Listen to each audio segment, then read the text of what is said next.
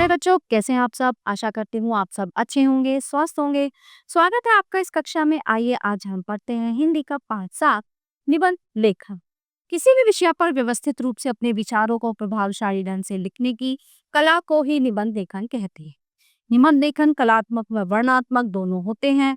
निबंध लिखते समय निम्नलिखित बातों का विशेष रूप से ध्यान रखना चाहिए। निबंध की भाषा शुद्ध, सरल व स्पष्ट होनी चाहिए।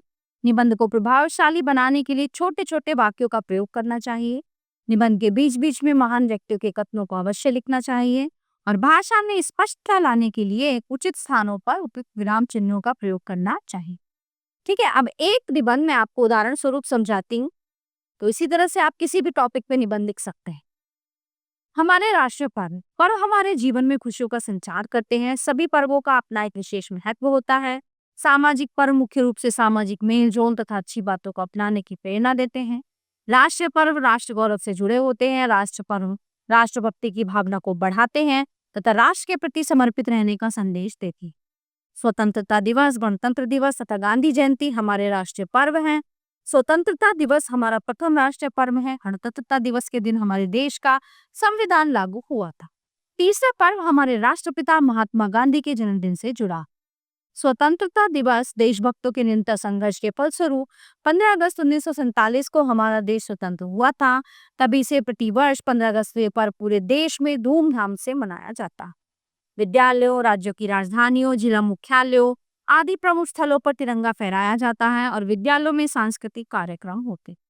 इस दिन देश के प्रधानमंत्री लाल किले पर राष्ट्रध्वज फहराते हैं और देश के नाम संदेश देते।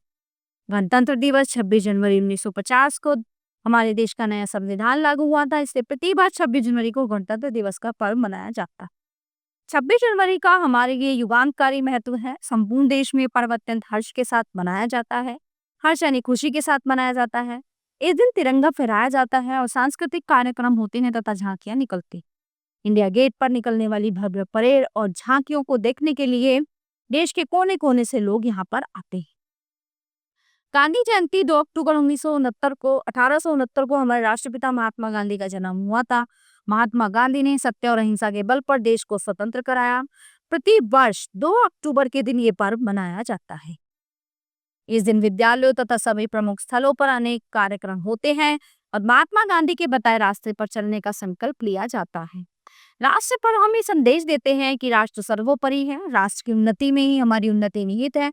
राष्ट्र गौरव को बढ़ाने हेतु हमें सदैव प्रयत्न करना चाहिए। राष्ट्र के प्रति अपने कर्तव्यों का ठीक ढंग से पालन करना चाहिए। तो प्यारे बच्चों, ये मैंने आपको एक उदाहरण जो है देके ये निबंध समझाया है। इसी तरह आपको जो भी टॉपिक मिलता है, जो भी विषय मिलता है, उस पे आप अच्छी तरह से निबंध लिखिए। तो प्यारे बच्चों, ये पाठ यहीं पे समाप्त होता है। आशा करती हूँ आपको अच्छे से समझ आया होगा। मिलते हैं अगली कक्षा में। धन्यवाद।